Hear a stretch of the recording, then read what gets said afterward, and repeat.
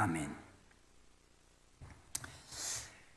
성도 여러분, 여러분은 인생을 어떤 존재라고 생각합니까? 옛날에 최희준 씨는 인생은 나그네라고 그랬습니다. 인생은 나그네.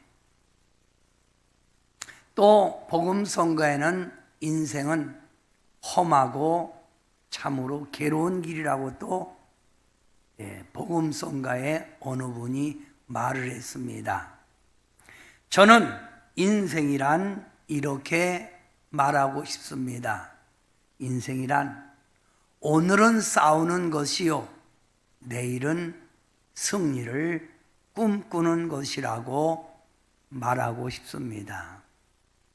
오늘 싸우는 이유가 무엇입니까? 내일 승리하기 위해서입니다. 내일에 더 나은 삶을 살기 위해서 우리는 오늘도 부단히 전진하고 또 현실과 싸우고 나가고 있습니다. 이 세상 모든 사람들은 내일의 승리를 위하여 많은 염려로 살아가고 있습니다.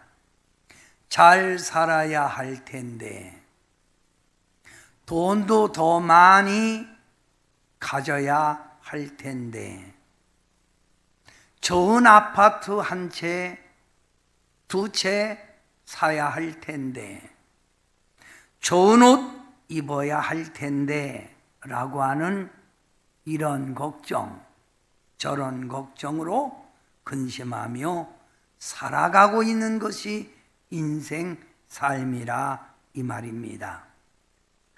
우리는 이런 염려 속에 살아가다가 1년이라는 긴 세월 속에서 코로나라고 하는 전염병으로 서로의 삶이 멀어졌고 또 여러 가지 삶의 제약을 받아 고통 속에 살아갔습니다.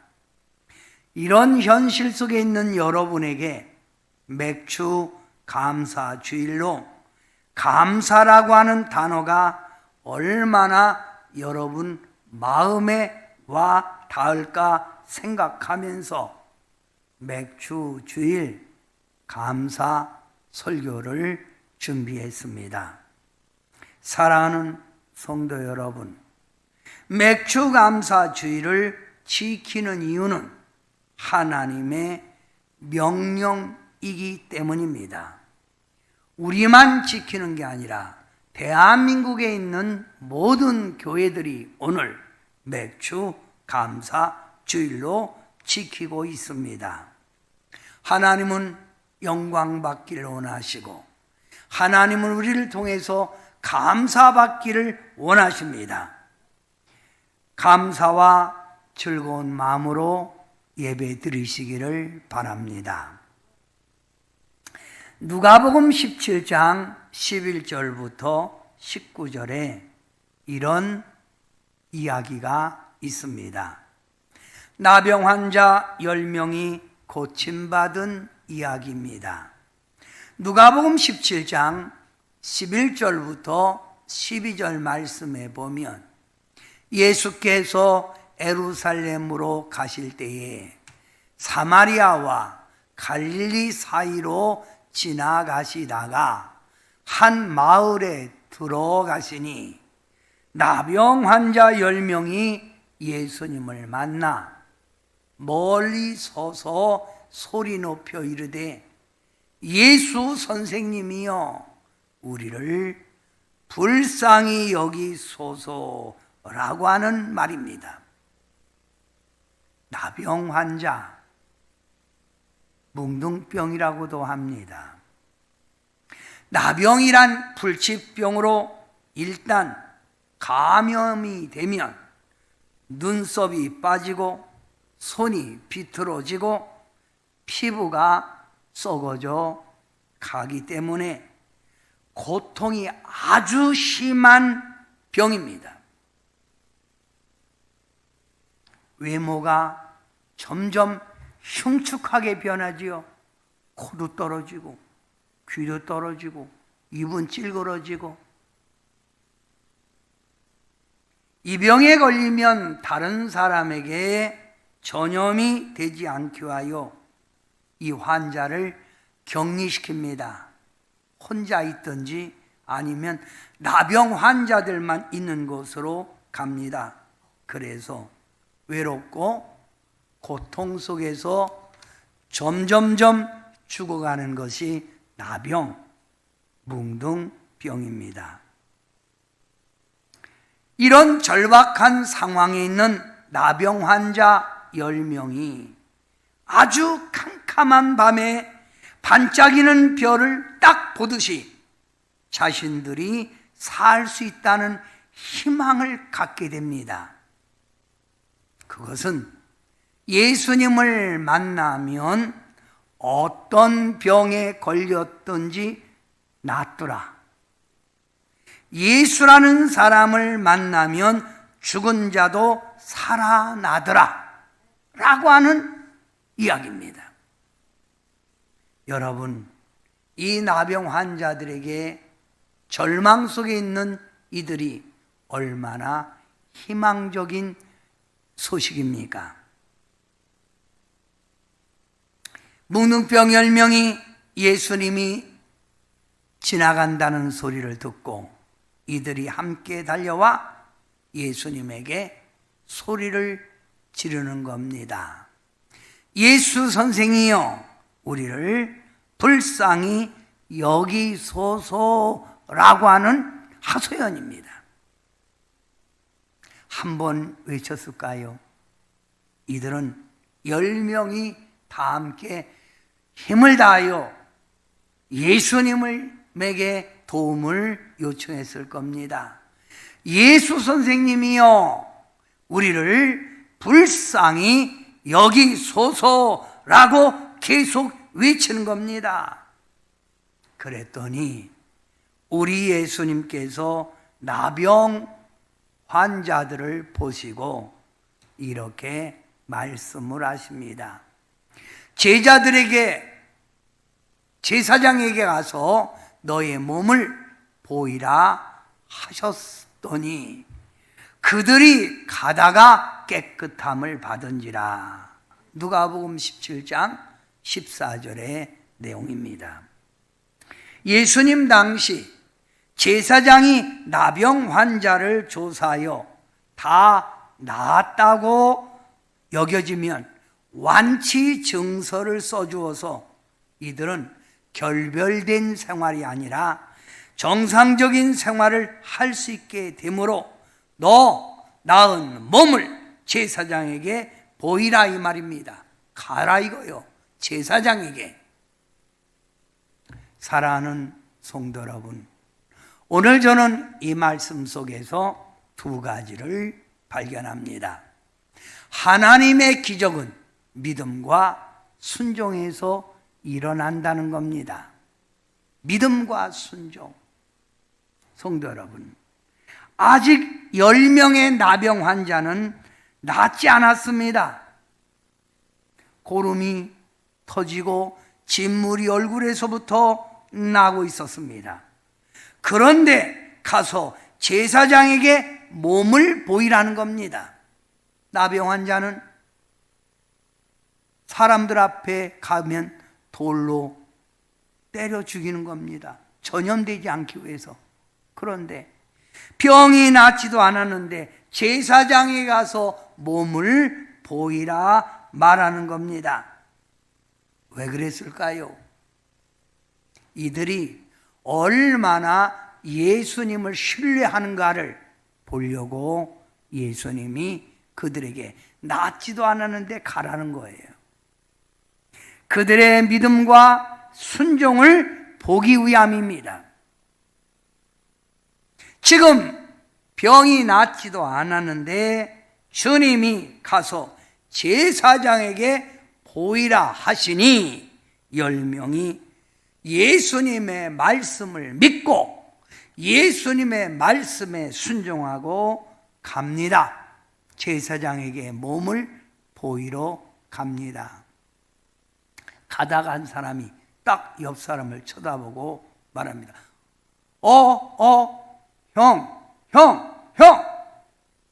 형 코가 다시 살아나네. 올라오네. 그러니까 그래? 야, 근데 너는 눈이 돌아갔다가 지금 정상으로 돌아오고 야, 네 얼굴이 지금 점점 회복되고 있잖아. 서로가 가다가 이렇게 놀라운 외침을 하는 겁니다. 예수님의 말씀을 믿고 순종하고 가다가 이들 모두가 10명이 다 정상적인 모습으로 나병, 문둥병으로부터 해방되었습니다. 할렐루야. 누가복음 17장 15절부터 16절 말씀에 그 중에 한 사람이 자기가 낳은 것을 보고 큰 소리로 하나님께 영광을 돌리며 하나님 감사합니다. 영광 돌리며 갔던 길을 돌아와 예수님 발 앞에 엎드려 감사하니 그는 사마리아 사람이다. 나병 환자에서 고쳐주신 주님의 그 은혜, 하나님의 그 은혜, 하나님께 영광 돌리고 가던 길을 다시 돌아와 예수님에게 감사하고 있었다 이 말입니다. 누가복음 17장 17절부터 18절. 돌아와 감사하는 그 사람에게 예수님이 이르시되 10사람 다 고침 받았지 않느냐? 깨끗함을 받지 아니하였느냐? 그런데 그 9은 어디 있느냐? 10명이 다 고침 받았는데 어찌하여 너 혼자 왔느냐 이 말입니다. 이방인 외에는 하나님께 영광을 돌리러 온 자가 없느냐.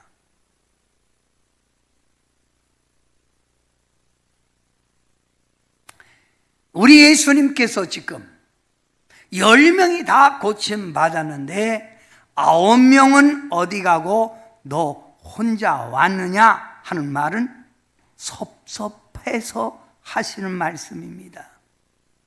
다 동일한 은혜를 받았는데 어찌하여 너만 왔느냐 하는 말이라 이 말입니다.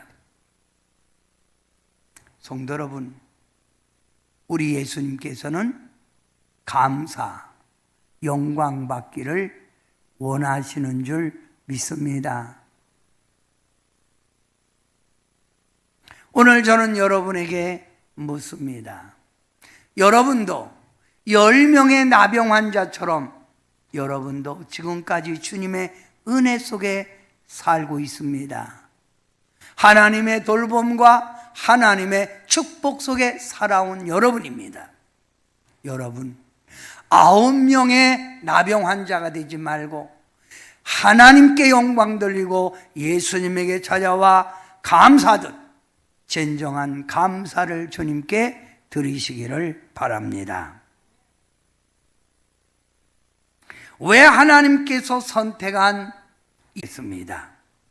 사랑하는 성도 여러분, 시편 50편 23절 감사로 제사를 드리는 자가 나를 영화롭게 하느니라고 했습니다. 하나님께 감사하는 자, 하나님을 영화롭게 하는 것입니다. 감사. 외국에 나가면, 특히 미국에 가면 가장 많이 듣는 단어가 땡큐입니다. 땡큐. 땡큐. 이 말 참 많이 걷다면 입에서부터 땡큐. 땡큐. 후진국이 올수록 땡큐라는 말은 사라지지요. 땡큐.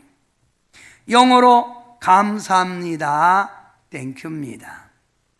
이 땡큐는 think, 생각하다에서 나온 말입니다. 성도 여러분, 생각해 보십시오. 지난 삶을 한번 뒤돌아 보십시오. 주님의 은혜 속에 살아온 여러분의 삶의 흔적들이 여러분이 기억될 줄 믿습니다. 전국 백성 삼아주신 것, 그거 한 가지만 해도 감사지요. 죄와 세상 어둠 속에 빠지지 않고 의로운 길을 걸어갈 수 있도록 붙들어 주신 것 감사하지요.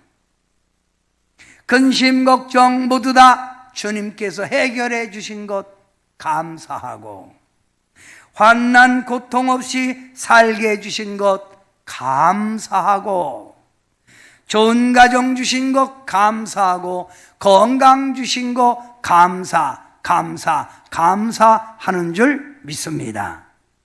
생각해 보면 감사할 일이 많이 있다 이 말입니다. 여러분, 이 세상에는 감사에 대해서 세 종류의 사람이 있습니다. 첫째 사람, 은혜를 많이 받고 많은 도움을 받고 살아왔음에도 불구하고 껌뜯하면 하나님께 원망하고 하나님이 살아 계신지 아닌지 모르겠다고 하고 신앙을 버리고 예수님을 버리고 나가는 사람들이 있습니다. 성경은 이렇게 말합니다. 내가 받은 은혜를 가슴에 새겨라. 무르에 띄우지 말라 이 말입니다. 섭섭한 거, 괴로운 거 이런 것들은 무르에 띄워 내려보내고 하나님이 주신 은혜를 가슴 한복판에 새겨야 되는데, 껌뜯하면 하나님의 은혜를 받고 사랑받고 있으면서도 하나님을 멀리한다 이 말입니다. 어느 목사님이 전도를 하는데 젊은 사람이 다리 루마티스로 다리를 못 쓰고 주저앉아서 5년 동안 생활한 사람이 있습니다. 그 사람에게 열심히 전도하고 주님의 말씀을 가르치고 찬양을 부르고, 그래서 하루에 한 번씩 가서 예배를 드렸습니다. 3개월째 되는 날 조금 나는 것 같습니다. 그랬더니 청년이 말합니다. 목사님, 제가 걷는 순간 하나님의 성전 가서 저는 예배할 거예요. 그렇습니까? 근데 정말 하나님이 고쳐줬어요. 목사님, 이번 주일날 제가 가서 간증하겠습니다. 그러세요. 와서 하나님께 영광 돌립시다. 그런데 예배가 시작됐는데도 안 오는 거예요. 목사님이 자꾸 기다려지지요. 찾고 있지요. 안 오는 거예요. 예배가 끝났습니다. 무슨 일이 있나 하고 전화하는데 전화를 안 받아. 저녁 때도 전화를 안 받아. 그래서 저녁 예배 끝나고 그 형제 집에 찾아갔더니 막 들어와 있는 거예요. 어디 갔다 왔어요? 왜 교회 안 왔어요? 무슨 일이 있어요? 목사님, 무슨 일이 있겠어요? 제가 5년 동안 꼼짝 못하고 집에만 있었잖아요. 그거 알지요? 하도 감사해서 관악산에 등산 갔다 왔습니다. 뭐예요? 배은망덕한 사람이지요. 배은망덕한 사람. 사랑하는 성도 여러분, 하나님의 은혜 속에 살면서도 하나님 앞에 끝없는 원망하고 하나님을 여러분 아프게 하고 하나님의 품을 떠나는 사람, 배은망덕한 사람입니다. 여러분, 짐승도 자기를 키우는 사람을 따르는 겁니다. 자기를 키우는 사람에게 감사하다고 얼마나 꼬리치면서 주인이 오면 반겨입니까? 명견만이 아닙니다. 똥개도 그렇게 합니다. 짐승만도 못한 삶을 살아서는 아니 됩니다.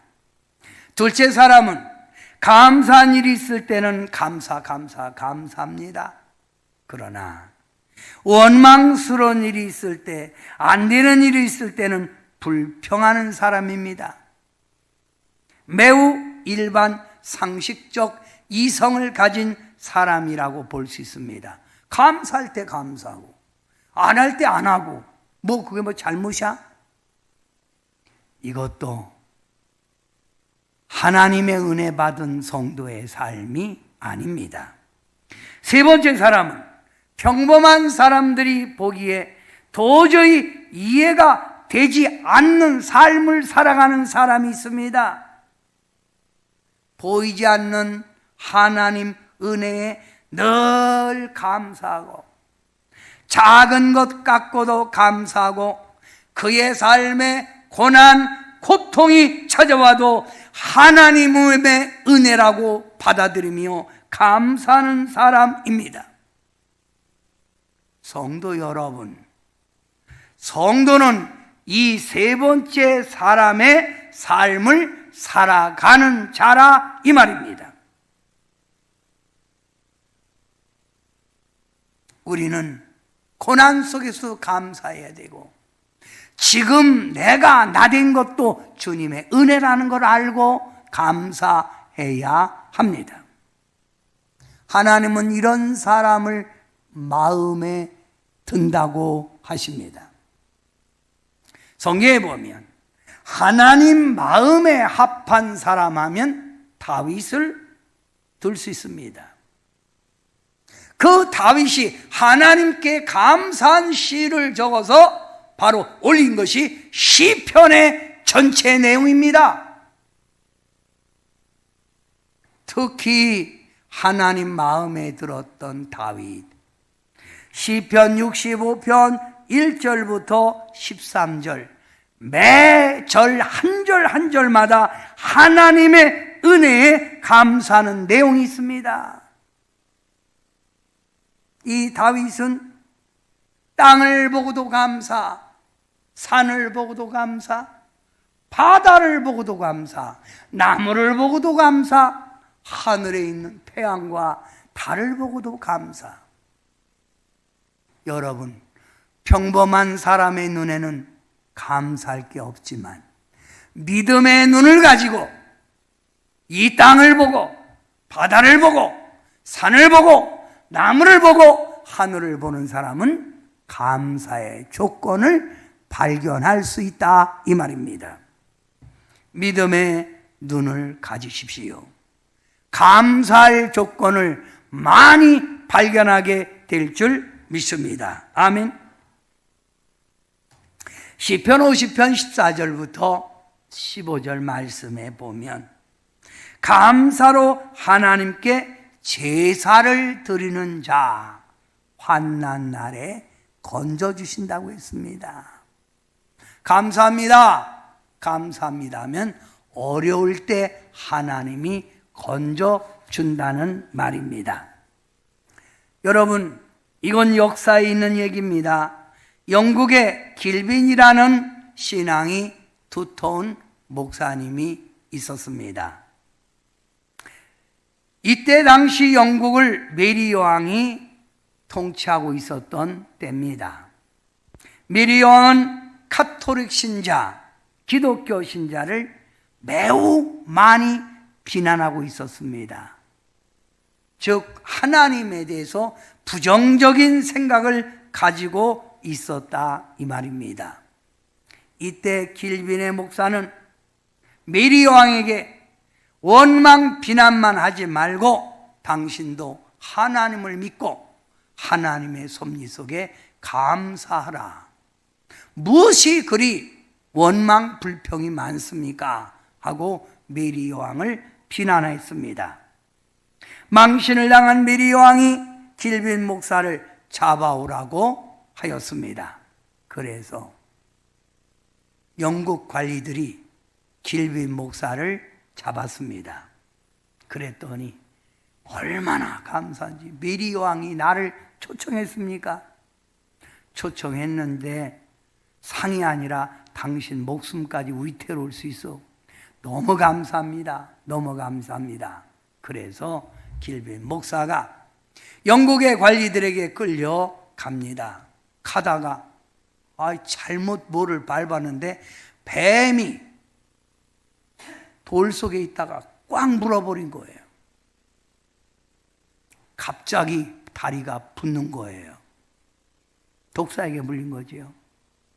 그래서 꼼짝 못하고 5일간 치료를 받을 때에 감사만 하는 거예요. 그러니까 동행하던 영국 관리가 아니 당신 지금 현재 죽으러 가는 바당에 당신 지금 어떻게 될지 모르는 그런 환경 속에서 또 가다가 뱀에게 물려 멀쩡하니 왜 뱀에게 물리냐고 뱀에게 물려 이렇게 고통받는데 뭐가 감사냐고 감사는 뭐가 감사요 당신 하나님 살아있으면 당신 이렇게 놔두고서 그러니까 그냥 감사합니다 감사해요 그러는 거예요. 근데 여러분 길빈 목사가 뱀에 물려 치료받을 때에 갑자기 메리 왕이 죽은 거예요. 갑자기 죽은 거예요. 1558년 죽고 엘리자베스 여왕이 왕의 자리에 딱 오르는 거예요. 엘리자베스 여왕은 신앙의 돈독한 자입니다. 하나님을 뜨겁게 경외했던 자입니다. 어떻게 됐지요? 길빈 목사는 뱀에게 물리는 바람에 살아났습니다. 할렐루야. 여러분 감사로 하나님께 제사 드리는 자 환난에서 건져준다는 거예요. 건짐받기를 주님의 이름으로 축원합니다. 할렐루야. 우리 인생 삶 속에 언제나 하나님의 도움 속에 우리는 살아왔던 것을 알아야 합니다. 우리에게 모든 것 주시고 우리가 소원하는 것마다 들어주신 하나님, 이 하나님을 우리는 감사하자 이 말입니다. 감사라는 말 딩크라고 했지요. 생각하다. 감사는 숙고 즉 깊이 생각하는 데서 나오는 행위가 감사라 이 말입니다. 지난 삶을 깊이 생각해 보세요. 코로나 안 걸린 것만 해도 감사지요. 여러분 가족들이 다 코로나 걸리지 않고 지금까지 살아온 것도 감사해야 합니다. 아멘. 다 같이 따라합시다. 하나님 은혜에 감사합니다. 여러분 종교개혁을 일으킨 사람이 마틴 루터입니다. 교황청의 부조리, 종교인들이 정부와 결탁하여 나가는 그 부조리를 보고 마틴 루터는 종교개혁을 진행했습니다. 종교개혁을 일으킬 때 루터의 친구였던 존 브랜드라는 사람이 열심히 함께 종교개혁을 동참했습니다. 이때 찰스 5세 교황청, 찰스 5세가 그 존 브랜드시의 그 반대하는 그 종교개혁을 막 주장하는 그를 죽이려고 많은 시도를 합니다. 어느 날 존 브랜드가 어느 마을에 있다는 걸, 숨어 있다는 걸 알고 군사를 풀어서 잡아오라고 했습니다.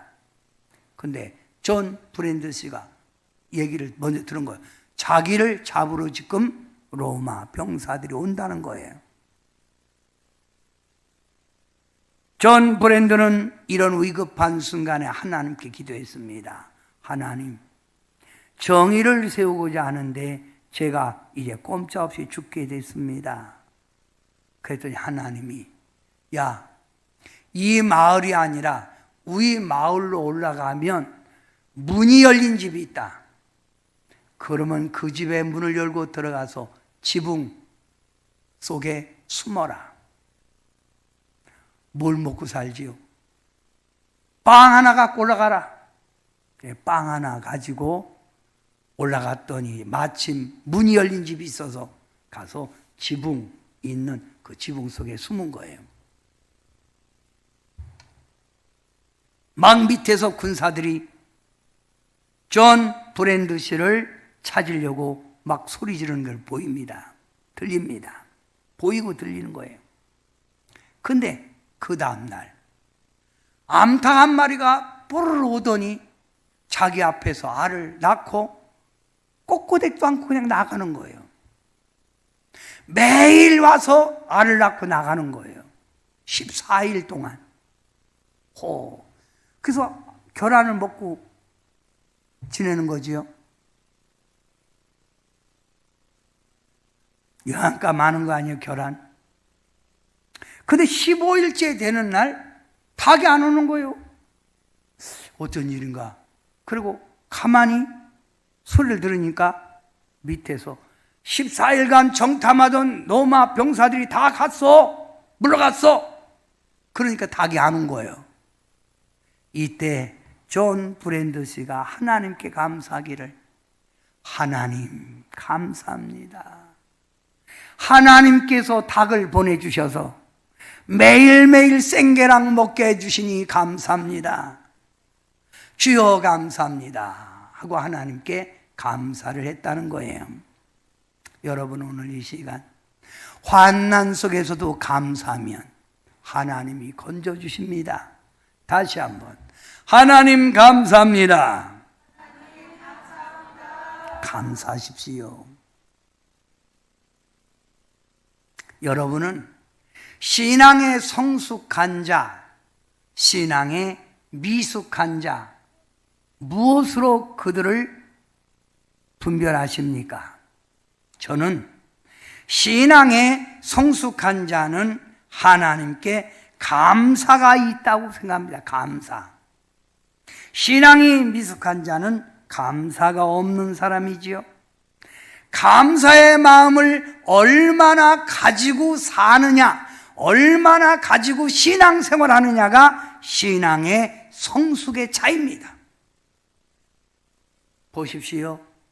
감사를 하는 성도는 그 마음이 하나님께 활짝 열려져 있기에 하나님과의 관계가 깊어지고, 하나님께 예배 드릴 때도 감사하고 하나님께 일할 때도 감사하지만, 신앙이 미숙한 자는 감사가 없기에 왜 그렇게 자꾸 종용해요?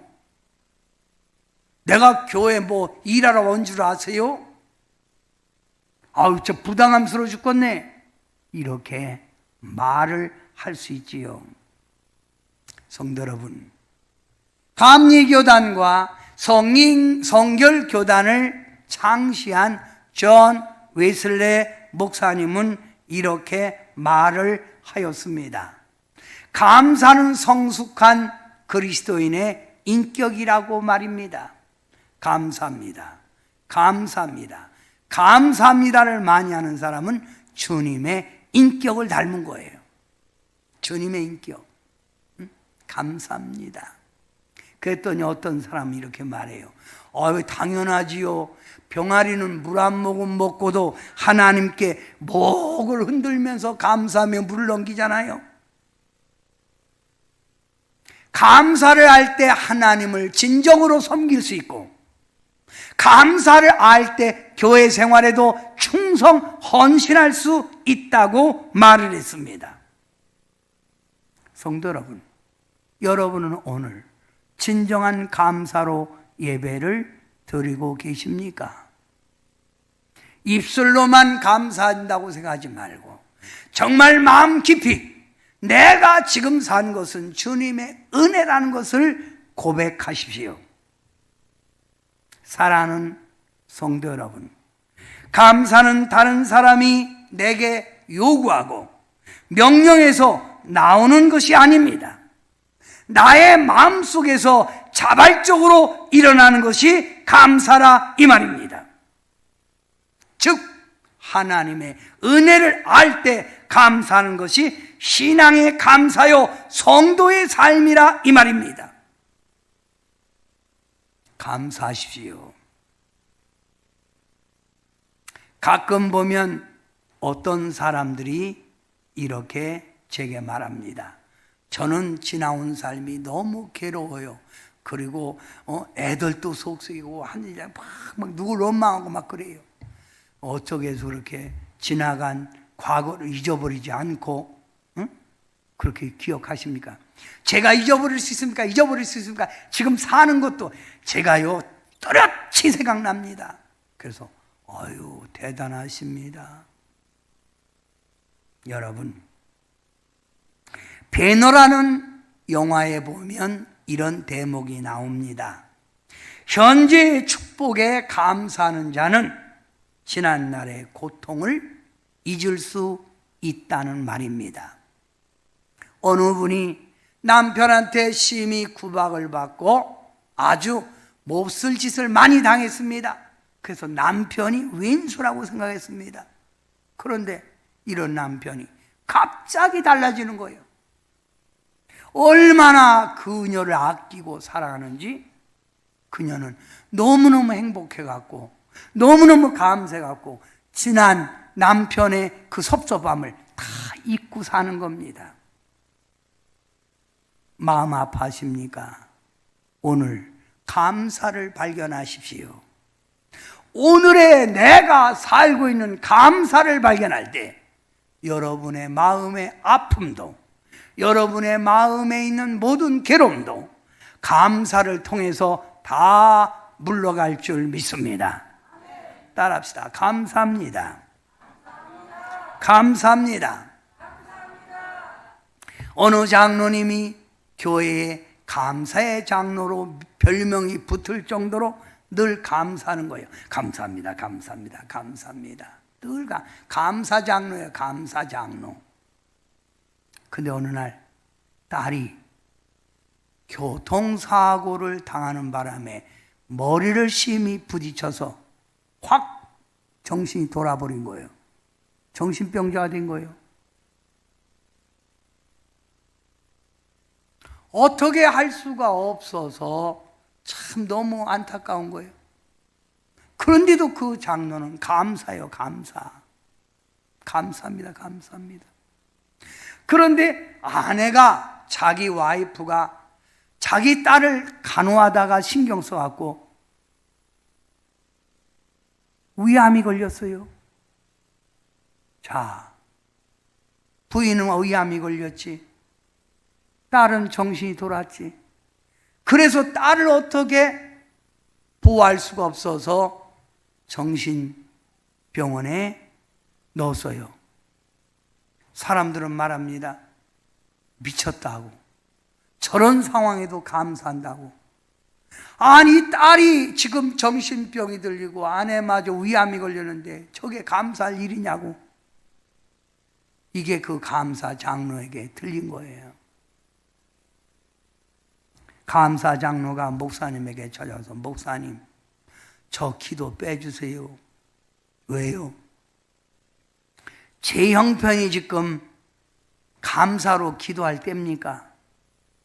그러니 당분간 기도 안 씁니다. 아, 장로님 그냥 안 합니다.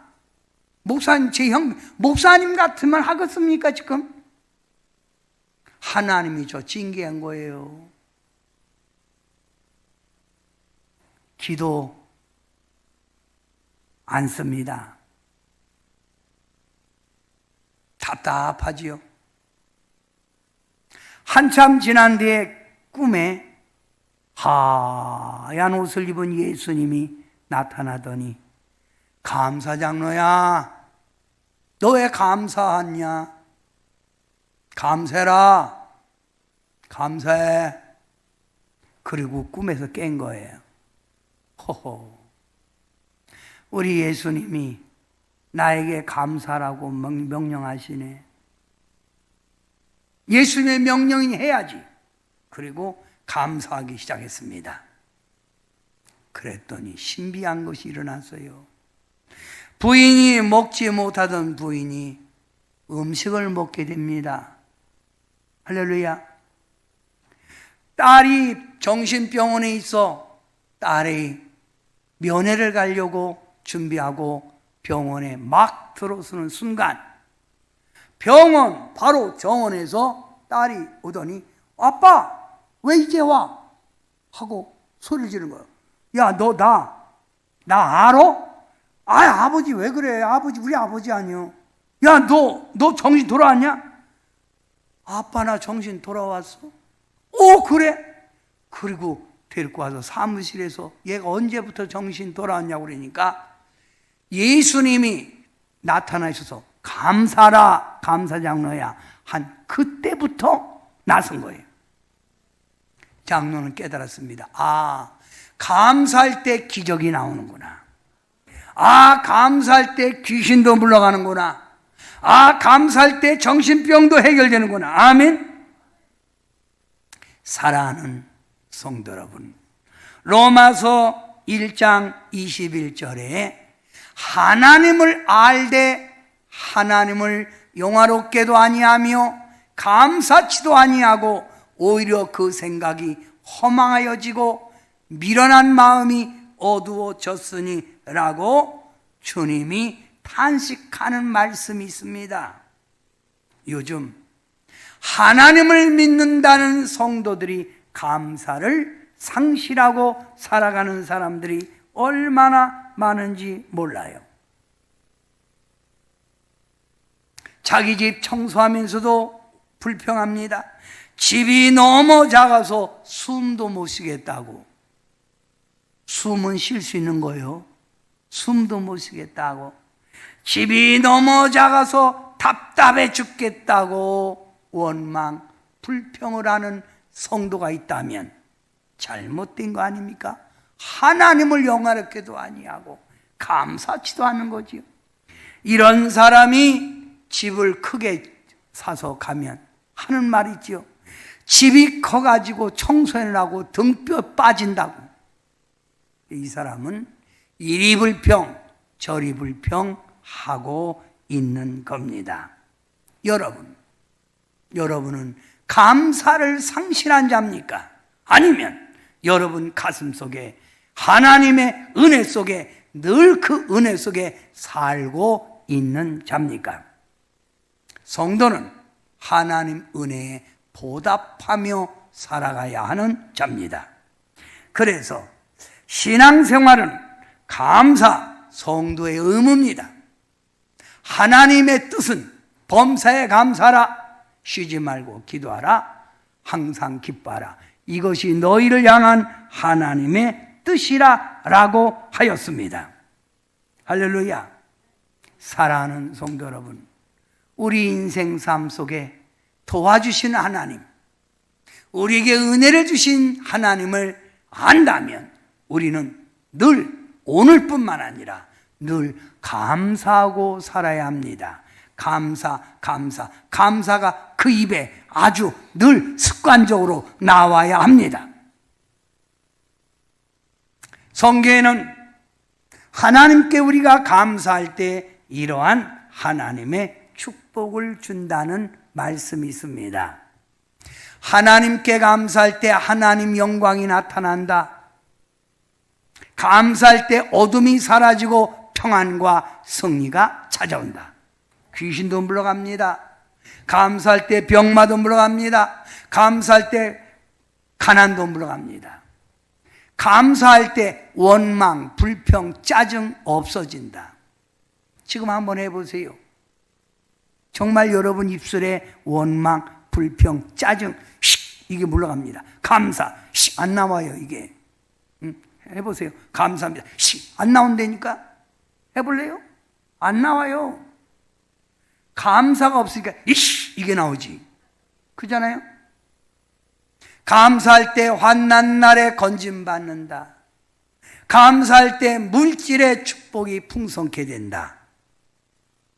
오늘뿐만 아니라 늘 나에게 사랑으로 응답하시고 은혜로 채워주시고 내 삶을 보호하시는 하나님께 감사합시다. 할렐루야. 감사라 내 영혼아, 감사라 내 영혼아, 내 속에 있는 것들아 다 감사하라. 아멘. 주먹밥 먹으면서도 감사. 어째 아멘 안 하세요? 주먹밥 언제 먹어보겠어요? 이런 때나 먹어보지. 감자 먹으면서도 감사. 기도합시다. 하나님, 오늘 맥주 감사절 교회 절기에 따라 지키면서 감사를 상실한 성도가 되지 말고 하나님의 은혜 속에 살아가니 범사에 감사할 수 있는 성숙한 믿음이 되자고, 예수님을 닮은 사람이 되자고 말씀을 증언했습니다. 오늘 이 시간 살아가는 성도님들, 범사에 감사케 하여 주셔서 더 하나님의 영광을 돌리고 하나님의 뜻을 이루어가게 도와 주옵소서. 오늘 이 시간 머리 들기 전에 감사의 심령으로 가득 채워주실 걸 믿고 예수님의 이름으로 간절히 기도하옵나이다. 아멘.